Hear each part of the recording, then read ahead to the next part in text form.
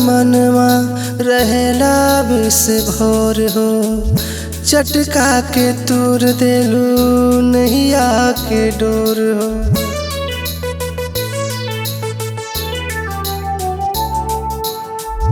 कुंदन मनवा रहेला बिस भोर हो, चटका के तूर देलू नैया के डोर हो। याद के कारी बदरा चमके चारों ओर हो, याद के कारी बदरा चमके चारों ओर हो। सोना बहु पवन पतझड़ बाटे चारों ओर हो। आजा सजनिया, आजा सजनिया प्रीतिया के ओर हो। आजा सजनिया प्रीतिया के ओर हो।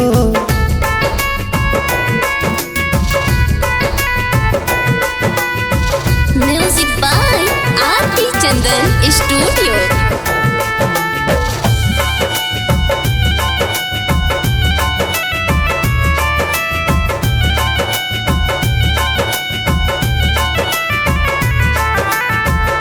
रहिया डगरिया भैले सुनसान हो, पी के लमन के पपिया दिन रात हो।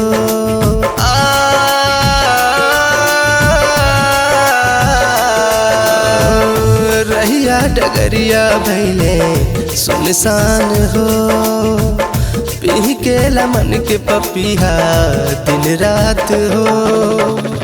कैसे भुलाए हम प्यार वाला बात हो, कैसे भुलाए हम प्यार वाला बात हो। सोना पवन आजा पियवा के गाँव हो। आजा सजनिया, आजा सजनिया प्रीतिया के गाँव हो। आजा सजनिया प्रीतिया के गाँव हो।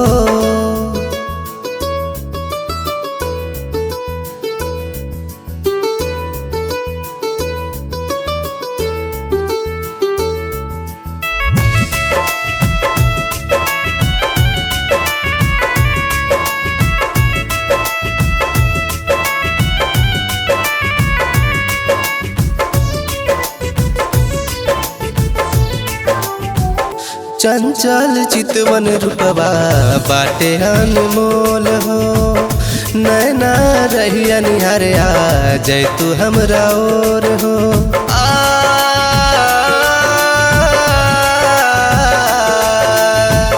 चंचल चितवन रूपवा बाटे अनमोल हो, नैना रहिया निहारे आ जय तू हमरा ओर हो।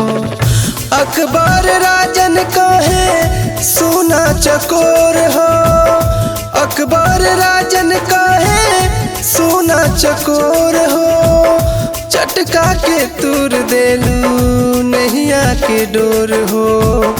आजा सजनिया, आजा सजनिया प्रीतिया के गाँव हो। आजा सजनिया प्रीतिया के गाँव हो।